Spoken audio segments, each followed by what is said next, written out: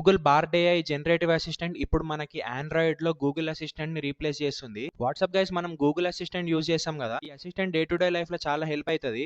IPhone కి సిరి ఎట్లను Android కమ్యూనిటీకి మొత్తం గూగుల్ అసిస్టెంట్ అట్లా.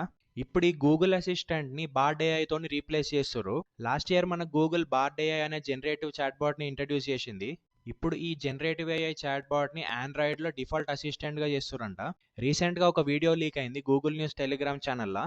ఆ వీడియోలో యూజర్ పవర్ బటన్ ని ట్యాప్ చేస్తాడు 2 టైమ్స్. యూజువల్లీ మనం పవర్ బటన్ 2 టైమ్స్ ట్యాప్ చేసి అసిస్టెంట్ యాక్టివేట్ అవుతుంది. కానీ ఈ వీడియోలో బార్డ్ ఏఐ పాపప్ అయింది. ఇక్కడ మనకు 3 ఇన్పుట్స్ కనిపించినాయి: వాయిస్ ఇన్పుట్, కెమెరా, ఇంకా టెక్స్ట్. ఆ యూజర్ ఏం చేస్తాడంటే కెమెరా ఇన్పుట్ సెలెక్ట్ చేసి ఒక ప్లాంట్ ఫోటో అప్లోడ్ చేస్తాడు. ప్లాంట్ ఫోటో అటాచ్ చేసి I just bat this plant, give me tips and YouTube videos అని టెక్స్ట్ ఇన్పుట్ ఇచ్చి ఎంటర్ క్లిక్ చేస్తాడు. సో బార్డ్ ఏఐ దాన్ని రీడ్ చేసి టిప్స్ ఇంకా యూట్యూబ్ వీడియో సజెషన్స్ ఇస్తుంది. ఇట్లానే మనకి బార్డ్ లో ఉన్న జనరేటివ్ ఏఐ ఫీచర్స్ ని మొత్తం గూగుల్ అసిస్టెంట్ కి ఇంటిగ్రేట్ చేస్తారు.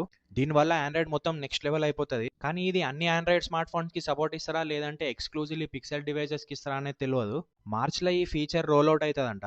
ఈ జనరేటివ్ ఏఐ అసిస్టెంట్ మీద మీ ఒపీనియన్ ఏందో కామెంట్ చేయండి. That's it guys, stay tune for next video.